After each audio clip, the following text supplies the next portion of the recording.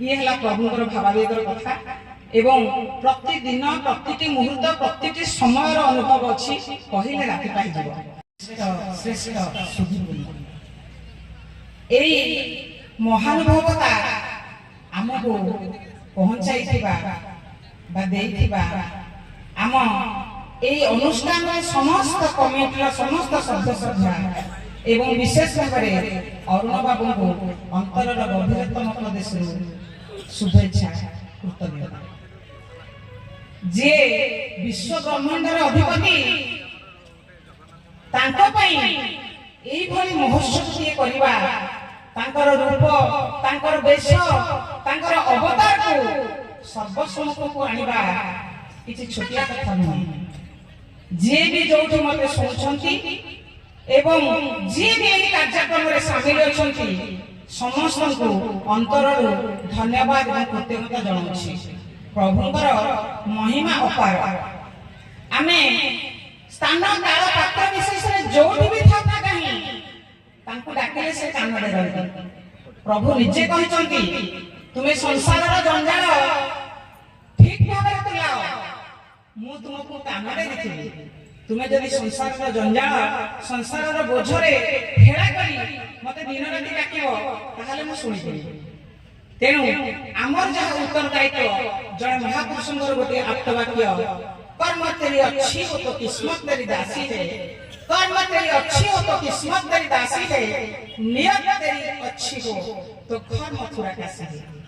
आमर मथुरा काशी वृंदावन वाराणसी सब किछि आम विद्यालय आम विद्या परिषद आम पिला माने आम पई पुण्य ठाकुर। तेणु आपण मानक सम्मुखरे दंडायमान 6 जन होउचंती केवल आम ब्लॉक का जिला का राज्य में सारा भारत रे नाम करथिबा शिक्षक शिक्षयित्री वृंद से मानको ए श्रद्धा और सम्मान देथिबारु मु विशेष भाव रे पुनश्च कृतज्ञता जनाउछि।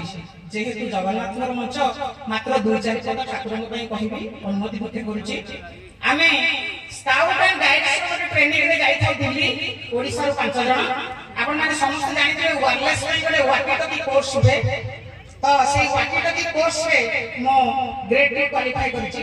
हमर 5 जन में जाई थाउ तांकर जने गोटे निर्दिष्ट से लेखांती दीक्षित से बाहर खाद्य किछि खाइबे उपेंद्र भाई बोली केंद्रापड़ा से केवल ठाकुरंग अन्नप्रसाद जदि कोठी मिलबो खाइबे नहले चूड़ा छतुआ खाइके रहिबे।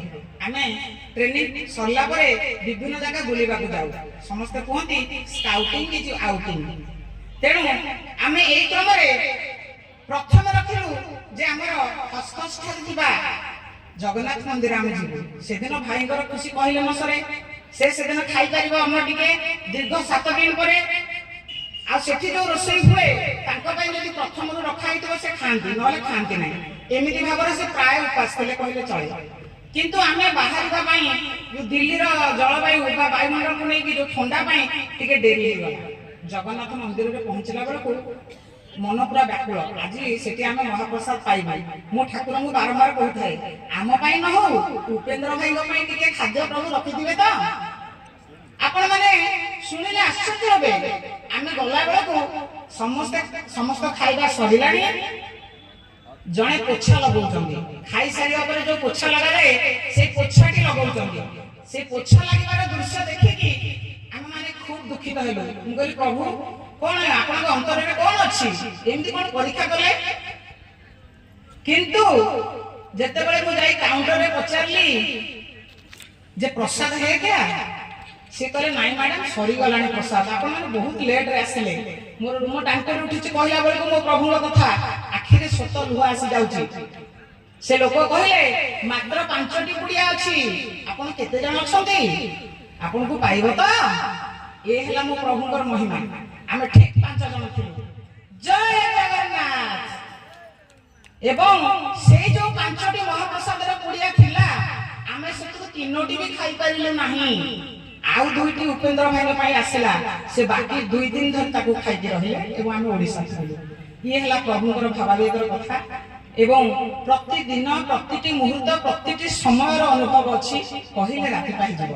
पुनश्च कृतज्ञता जनाऊँ अंतर गभीरतम प्रदेश धन्यवाद जनाऊँ ଆମକୁ ଠାକୁରଙ୍କ ଆଗରେ ଏତିକି ସମୟ ଛିଡ଼ା ହେବାକୁ ସୁଯୋଗ ଦେଇଥିବାରୁ ଅରୁଣ ବାବୁଙ୍କ ସହ ପୁରା ଟିମକୁ ପୁନଶ୍ଚ କୃତଜ୍ଞତା। ଧନ୍ୟବାଦ।